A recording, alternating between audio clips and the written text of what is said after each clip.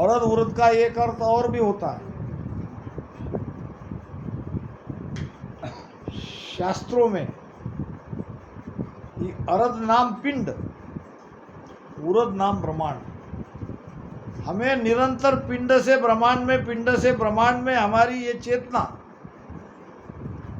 चेतना को ऊपर ले जाना है। केवल सुरती शब्द दो ही ऊपर नहीं जाएंगे, हम जाएंगे। हम है कौन? हम यानी वो चेतना, हम यानी वो आत्मा, हम यानी वो प्राण शक्ति। देख लो, घट पर्चा का अंक की एक रेखता आपको बता देता हूं, भेद समझ में आ जाएगा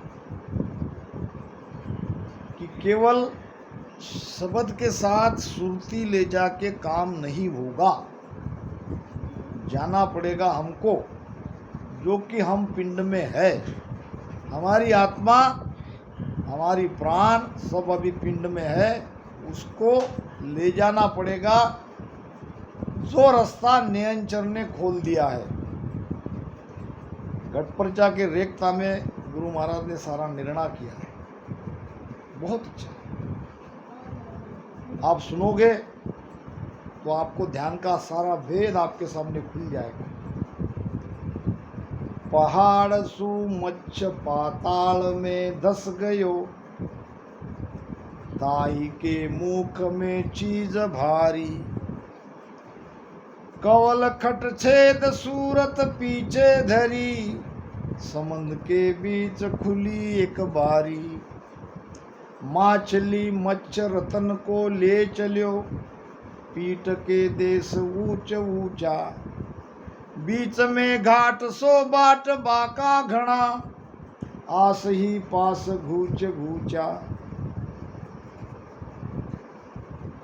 बूगलो पाच राह में थूग रह्यो, माछली ऊपरे डाव मारे। दास सुखराम कहे आदगर पूछगी, ताही के मीन को कौन मारे। घट पर्चा आपने पढ़ा भी होगा, कभी सुना भी होगा। देखो क्या कहते हैं, अब इसको अच्छे से समझेंगे। पहाड़ सु मच्छ पाताल में धस गई। पहाड़ क्या है और मच्छ कौन सा मच्छ है? कैसे पहाड़ से आया, कैसे पाताल में धसा? पहाड़ है ये ब्रह्म वैराट। पहाड़ क्या है? ब्रह्म वैराट। मच्छ है सत्सबत, जो ब्रह्म वैराट से सदगुरु कृपा से कंठ पर जागृत होता है। फिर कंठ पर जागृत होने के बाद हम राम राम भजन करते करते शब्द के साथ नीचे आए हृदय में, फिर मध्य में आए, फिर नाभि में आए, फिर ब्रह्म स्थान पे आए, फिर गुदा स्थान पे आए। ऐसे आए कि नहीं भजन करते करते? कहाँ आए? पाताल में। वो मच्छ कहाँ आया? पाताल में। पाताल में आने के बाद कमल खट छेद, ये 6 कमल का छेदन करके सूरत पीछे धरी। समंद के बीच खुली बारी। इसमें एक रह गया, पहाड़ सु मच्छ पाताल में धस गयो, ताही के मुख में चीज भारी। क्या है उसके मुख में? भारी चीज है, वस्तु, चीज महंगी है, अमोलक वस्तु है उसके मुख में। उसके मुख में है हमारा प्राण, हमारी आत्मा या जीवात्मा, कुछ भी कहो, जिसको 10वें द्वार से बाहर निकालना है। जो बंधन में है वो है सत्शब्द के मुख में, वो मच्छ के मुख में। अगर शब्द नहीं जपता है तो कोई कहीं नहीं जाएगा, चाहे कोई भी साधना करके देख लो। इसीलिए ये विशेष है हमारी भक्ति, हमारा भजन, हमारा भेद। ताई के मुख में चीज भारी, यानी हमारी आत्मा वो सत्शब्द के साथ जा रही है। यहीं से कंठ में वो थी, जीव भाव में। कंठ जागृत होगा, यह कमल खुल गया, वो चली गई उसके साथ साथ, शब्द के साथ, सुरती, सुरती के साथ ये जीवात्मा। अब कमल खटछेद सूरत पीछे धरी। अब सुरती पीछे लगाई तो क्या हुआ? समंद के बीच खुली एक बारी, बारी नाम रास्ता, रास्ता खुला समुद्र के बीच में से। ये नीचे जो है हमारे कमर के नीचे का भाग, यह है 7 पाताल, तल अतल वितल सुतल, ये यहाँ आता है पाताल। ये 7 पाताल से स्वर्ग का रास्ता खुलता है और वहाँ बंकनाल है वो बंद है, बंकनाल बंद है। अगर वो खुली रहती तो महाराज खोली करके नहीं कहते। दरिया साहब ने भी इसको कहा कि नाभि कमल से उतरा बंकनाल तलाए, खिड़की खोली नाद की मिला ब्रह्मसूत्र। अब ये बंकनाल खुल गई, कंवड़ खटछेद सूरत पीछे धरी, समुद्र के बीच खुली बारी। समुद्र के बीच में से ये बंकनाल का रास्ता खुल गया। अब क्या हुआ? माछली मच्छर रतन को ले चली। 3 चीज आ रही है, देख लेना। मच्छ तो आप समझ गए, सत्शब्द मच्छ है। माछली है सुरती, ये सुरती और शब्द रतन को ले जा रही है ऊपर। रतन है हमारी आत्मा, हमारी चेतना। माछली मच्छर रतन को ले चली, पीठ के देश ऊंच ऊंचा। जैसे जैसे भजन करोगे वो प्राण शक्ति ऊपर जाएगी, भजन रुक जाएगा वो वहीं थम जाएगी, शब्द तो चला जाएगा ऊपर, सुरती शब्द के जाएगी मगर तुम नहीं जाओगे। इसीलिए तो भजन करना पड़ता है, बहुत भजन करना पड़ता है। क्यों? बीच में घाट सो बाट बाका घड़ा। ये चढ़ाई का रास्ता है, घाट है, कठिन है। और केवल घाट ही कठिन नहीं है, रोकने वाले भी है। आस ही पास घूच घूचा, मन की कई वृत्तियां ऊपर नहीं जाने देती। ध्यान समाध पढ़ो, कैसे बीच में अटकाते हैं। देवलोक में जाने से आगे कैसे तकलीफ होती है। आस ही पास घूच घूचा, भूग लो 5 राह में थुग रहे हो। ये 5 विषय, ये सुरती को, सुरती रूपी मछली को ये 5 भूग ले। वहां खड़े राह देख रहे कि अगर यहां से ये चली गई ऊपर, सुरती ये चेतना हमारी ऊपर चली गई तो फिर कुछ नहीं कर सकते। वहीं खड़े हैं यहाँ यमराज के पास, माछली ऊपरे डाव मारे। इसलिए तो पीड़ा होती है, बार बार मन भटकता है, मन को लगाना पड़ता है। दास सुखराम कहे आधगर पूछ की। 10वें द्वार में जब चला गए, सुरती चली गई, शब्द वहां है और ये चेतना भी ऊपर चली गई। ताई के मीन को कूण मारे। एक बात और बता देता हूं कि 9 द्वार से जिसका प्राण निकलेगा, जिसकी मृत्यु होगी, उसको जन्म मरण में आना पड़ेगा। अब इन द्वारों से हमारा प्राण क्यों निकलता है? मृत्यु समय हमारी चेतना वहां रहती है, जिस द्वार में रहती है उस द्वार से चले जाएगी। आखिरी स्थिति में किसी को सुनने का शौक है तो कान के द्वारा चले जाएंगे, किसी को बोलना का शौक है, कुछ कहेंगे। बूढ़े अपने बुजुर्ग कहते हैं कि आओ भाई कुछ बताना है तुमको, तो मुख से चला जाएगा। अंत समय के किसी को देखने की इच्छा होगी, देख लिया तो आंख से प्राण निकल जाएगा। ये प्राण इन 9 द्वार से न निकले, इसीलिए तो ये करना पड़ रहा है। तो हमारे पास रास्ता बताने वाले सदगुरु है और ये अद्भुत वाणी है। केवल और केवल हमको भजन करना है समझ के। तो इसलिए महाराज कह रहे हैं कि जो कोई श्वासा को ऊपर खींचता है, पवन खाच भ्रुगुटी चाड़े जाता है, वो भी 10वें द्वार में, ब्रह्म में तो वो भी जाता है। स्वामी के संवाद में भी ये बात की पुष्टि महाराज ने करी है कि पवन चाड़े कष्ट सु पूरब खेचे श्वास, जाका घर सुख राम कहे, जमपुर सन्मुख बास। अब जो भी श्वासा को ऊपर खींचता है उसी में सारी ऊर्जा लगा देता है, तो वो तो बिल्कुल डायरेक्ट यमराज के नज़दीक चला गया, यमराज के पास ही वो जाने वाला है।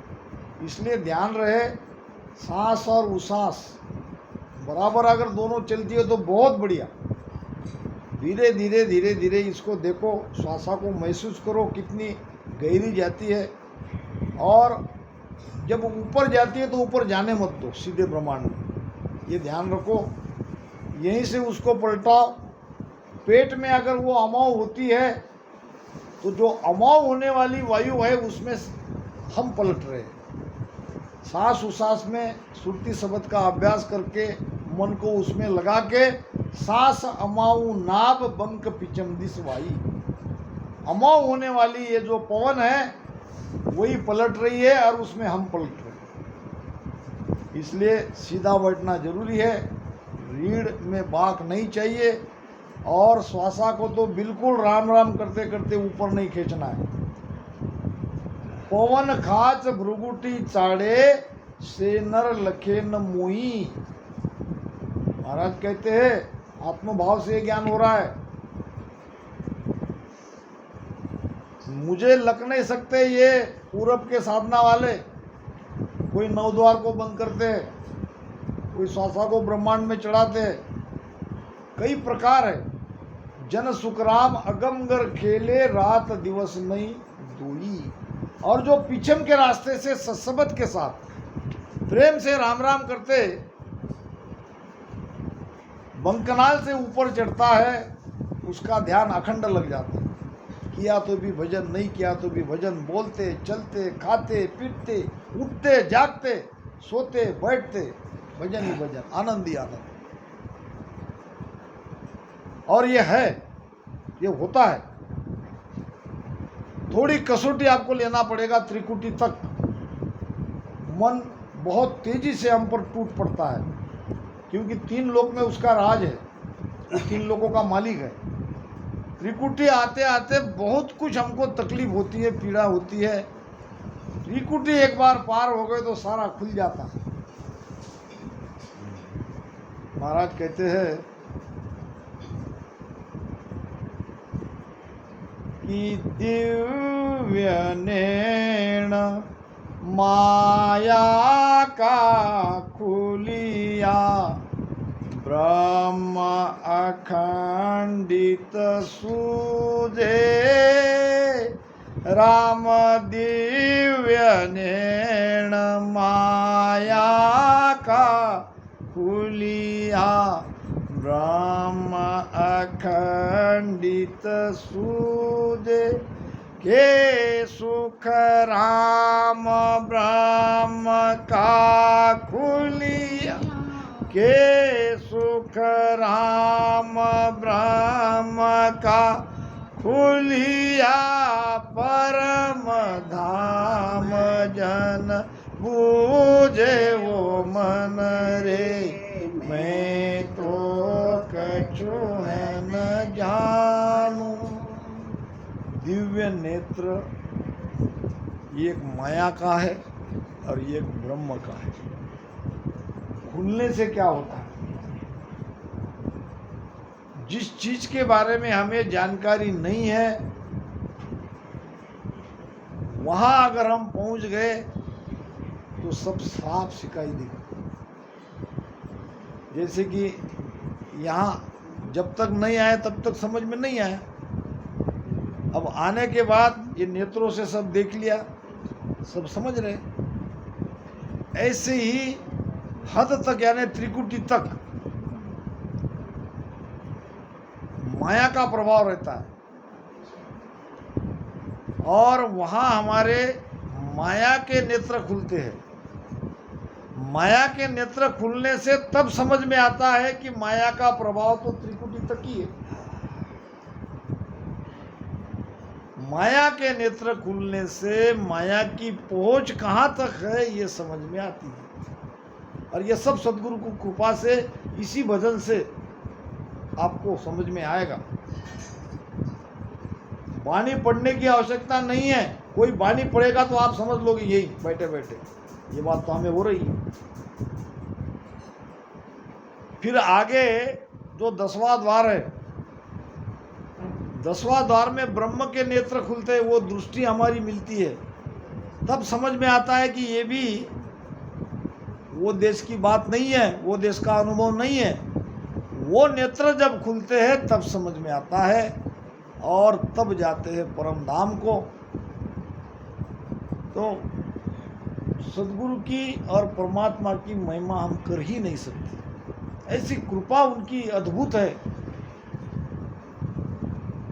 2 मित्र थे, ज्ञानी थे।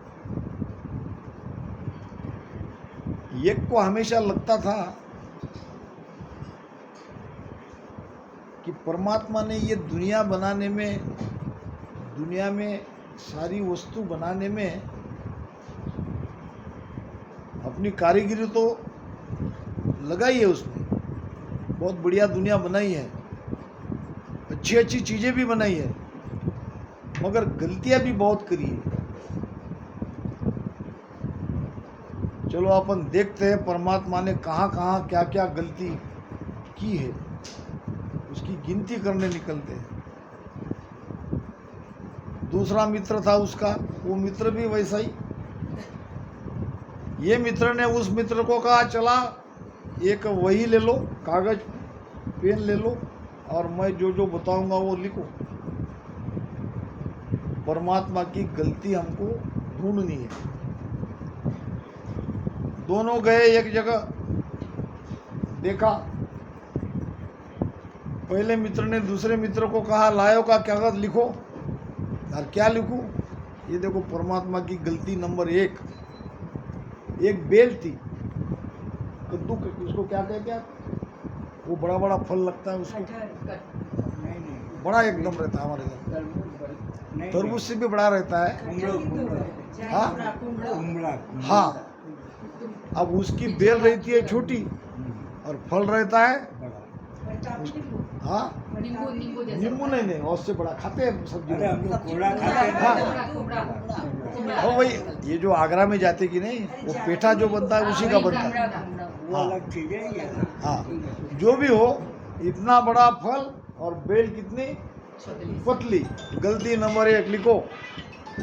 लिख दिया कि परमात्मा की सबसे बड़ी गलती ये है कि इतना बड़ा फल और उसकी बेली इतनी छोटी। लिख दिया। आगे ढूंढने लगे, गलती ढूंढते ढूंढते ढूंढते आए एक आम के पेड़ के नीचे। आम लगे थे कच्चे आम, बड़े ये रहते ना, मजबूत रहते ना, पत्थर के जैसे। पेड़ देखा तो बहुत बड़ा विशाल पेड़, और उसको छोटे छोटे आम लगे हैं। आम के पेड़ के नीचे वो जो जैसे ये क्या बोलते हैं, कुमड़ा। हाँ, कुमड़ा का बेल तो थोड़ा नीचे रहता है। नहीं वो तुमड़ा नहीं है, कोई दूसरी चीज है, वो ऊपर लगती है, उसको जमीन का आधार लेके उसको टिकाना पड़ता है। हमारे तरफ तो बहुत है वो ऊपर पैदा होता है। हाँ, बेल निकलती है। हाँ, तो अगर वो ऐसे लटके रहे तो टूट जाएंगे, बेल भी तोड़ देंगे वो। तो दूसरी गलती, लाओ पेन, लिखो, इतना बड़ा पेड़ और फल कितने छोटे छोटे। ऐसा कह के ऊपर देख रहा था परमात्मा की कितनी बड़ी गलती है।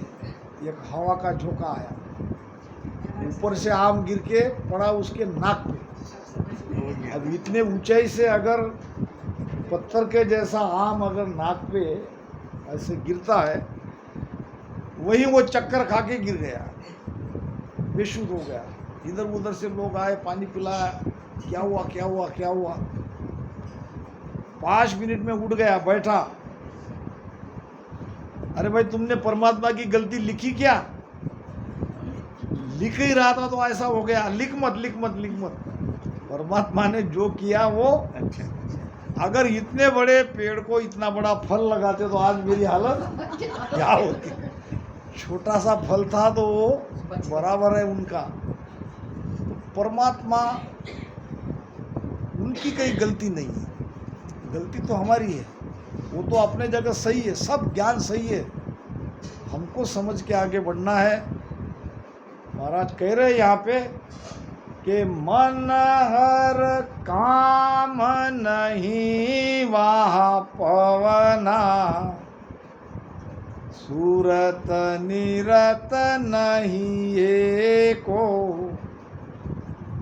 जन सुख राम देह सुन्यारा, परे परम पद देखो। परम पद कहाँ है? शरीर से अलग, न्यारा। केवल शरीर से ही न्यारा नहीं है, मन और काम नहीं वहां पाना। एक तो मन नहीं है, वहां कामना नहीं है, इच्छा नहीं है। मन नहीं है, मन की इच्छा नहीं है, और श्वासा भी नहीं है। श्वासा बिना पवन बिन पीवन, ना निजमन मन कोई, सूरत निरत नहीं चित चेतन बसता मोन कोई। पाया सुपर पाया सुपर। करेंगे तब। बिल्कुल। अब ये पवन कहाँ तक है, पवन जाता कहाँ हुआ, इसका प्रैक्टिकली विज्ञान भी हमको समझना है। होता क्या है भजन? आप सब भजन करने वाले हो। पहले तो ब्रह्मांड में हमारा ध्यान लग गया, इसका प्रमाण क्या है? कैसे समझिएगे कि हम 10वें द्वार में हम चले गए? लागा ध्यान खबर तब पाई, सूरत निरतरा मेला, मनसो पवन शब्द मिल तीनों, हुआ आधघर बेड़ा। शब्द और सुरती, निरति, मन और पवन, ये 5 चीजें इकट्ठा अगर आती है 10वें द्वार में, तो आप 10वें द्वार में हो। इनमें से कोई एक वहां नहीं है तो आप वहां नहीं हो। लागा ध्यान खबर तब पाई, ये तो खबर मिलती है उस ध्यानी को कि सुरती, निरति, मन, पवन और शब्द के साथ वो है, रात दिन है, अखंड है। ये हो गया वहाँ ध्यान लगने का प्रमाण। ब्रह्मांड में चले गए, 10वें द्वार में हम चले गए। अब ये पवन कैसे जाता है? मन तो समझ में आ गया कि मन वहाँ लगा है। सुरती समझ में आती है कि हमारा ध्यान रात दिन शब्द के साथ है। निरति भी समझ में आती है। सुरती निरति में क्या अंतर है? उस दिन बताया था, मन, सुरती, निरति। देख लो, बता देता हूँ 1 सेकंड में। ये तीनों इकट्ठे रहते हैं। इसमें पहला काम करता है मन। मन केवल सोचता है। जैसे कि आप यहाँ सभी सत्संग में बैठे हो, तो मन तो सोचेगा ही सोचेगा। थोड़ा सा उसको खालीपना, रितापना मिला तो वो विचार करता है। अब मान लो आप मोबाइल घर पे छोड़ के आए, मोबाइल तो छोड़ते नहीं मगर उदाहरण के लिए कहता हूँ, वो तो रहता है साथ में, तो मन चला गया, मन में विचार आ गया क्या कि मोबाइल नहीं है, मन ही नहीं लगेगा फिर। मन ही नहीं लगेगा। तो ये विचार करने वाला है मन। मन के साथ फिर हम वो विचार के साथ चले जाते हैं कि कहाँ रखा है। ये जो ध्यान आपका गया वो है सुरती। मन ने विचार करने का काम किया, वो वही थम गया, आगे का काम सुरती कर रही है। फिर सुरती को हम उसमें ज़्यादा देर तक ठहरा रहे। ध्यान से मेरी बात सुनना कि कहाँ से कहाँ है, कहाँ तक मोबाइल साथ था और कहाँ से हमारे साथ नहीं है, ये जब हम देख रहे हैं वो है निरति। सुरती को ज़्यादा देर, यानी सुरती का पावर ही निरति है। मन, सुरती, निरति, ये तीनों इकट्ठे रहते हैं। अभी देख लो, संसार में हम मन किसी भी चीज़ की याद दिलाता है, याद दिला के वो चला जाता है। वो वहाँ जाने वाला मन नहीं है, वहाँ जाने वाला हमारा ध्यान है, हमारी सुरती है। और फिर जब उसको निरखते हैं वो निरति बन जाती है। तो अब ये 10वें द्वार तक ये पवन आता कैसे है? पहले तो इसको लाना पड़ेगा, बाद में छोड़ने की बात तो बाद में आ रही है, नहीं दीदी? ये आता कैसे? ये आता है यहाँ मेरू से, इसका कनेक्ट है मेरू तक, तीनों नाड़ियाँ यहाँ आती है। और आत्मसार का प्रमाण आपको दे दूं कि यहाँ मेरू को पार करते ही जब हम आगे बढ़ना चाहते तो यहाँ दुविधा आ जाती है। आगे गेल दोय जा फूटी, सोच रया मन माई, अब कहो कौन बतावे गेला, अमर लोक सतसाई। आगे गेल दोय जा फूटी, ईड़ा इधर से, पिंगला इधर से, ये कान के ऊपर से आती है यहाँ। अब मन वहाँ सोचता है, ध्यान करने वाला अपने मन में वो सोचता है। अब सोचता है तो फिर वहाँ गुरु भी अंदर ही बैठा है, बाहर के गुरु ने अपना सारी कृपा तो उसको दे दी। फिर क्या किया? सतगुरु शरण ज्ञान सब सो जा, राम नाम लिवलाया। कौन देगा जवाब? भजन। आपका भजन ही आपका गुरु बनता है, आपको जवाब देता है, आपको आगे का मार्ग बताता है। वहाँ बहुत जोरदार भजन करना पड़ेगा जब ऐसी स्थिति होती है। नहीं तो बाहर पूछेंगे, नहीं नहीं वाणी में लिखा है ऊपर से जाओ, जाएगा कैसा? जाने के लिए तो भजन ही चाहिए, जाने का उपाय ही तो भजन है। सतगुरु शरण ज्ञान सब सो जा, राम नाम लिवलाया, दोनों गेल रही पछवाड़े, बीचे रहा दिखाया। अब क्या हुआ? दोनों रास्ते दो तरफ रह गए और बीच के रास्ते से हम ऊपर आए। ये सुकमणा का रास्ता है। सिर ऊपर होए त्रिकुटी आवे और लागे ध्यान नैन पलटावे। आंखें पलट जाती है, वो सफ़ेद सफ़ेद बाहर निकलता है। मैंने कई योग देखे हैं, ऐसे ध्यानी को देखे हैं, पूरा सफ़ेद बाहर निकलता है, एकदम ऊपर ध्यान लग जाता है। तब क्या होता है कि वो सुकमणा उनकी यहाँ तक आ गई। अब आगे क्या होता है? जिनकी जामे मिल गई पाचे सत न होए, ध्यान समाज में बात आती है। किसकी किस में मिल गई और आगे उसका काम नहीं है, वो सत नहीं है। ये क्या? ईड़ा और पिंगला। जो यहाँ से आके ईड़ा नाड़ी ये चंद्र स्वर में मिल गई, पिंगला नाड़ी सूर्य स्वर में मिल गई। अब ईड़ा पिंगला का काम नहीं है, यानी अब आपका सांस उसास का भजन उतना नहीं होगा। सांस उसास का भजन हो रहा है तो ईड़ा पिंगला में ही हो रहा है। अब आपकी श्वासा पलट गई, ईड़ा पिंगला एक हो गई। अब जाएगी सुकमणा से, इस सुकमणा के द्वारा श्वासा ऊपर जाती है। जो कहा है ना महाराज ने, मन सो पवन शब्द मिल तीनों। अब श्वासा यहाँ तक आई, अब श्वासा गई कहाँ? श्वासा जाके चेतना में समा जाती है। श्वासा चेतना में समा जाती है, सुरती नृत्य शब्द में समा जाती है। बचता है ध्यान, और वो अखंड ध्यान। न उसको करने की आवश्यकता है, न आपके कुछ उपाय से वो होता है, और न वो रुकता है। ये बात महाराज बता रहे हैं। मन और काम नहीं वहाँ पौना, सूरत निरत नहीं ये को, और जन सुखराम देह सु न्यारा, परे परम पद देखो।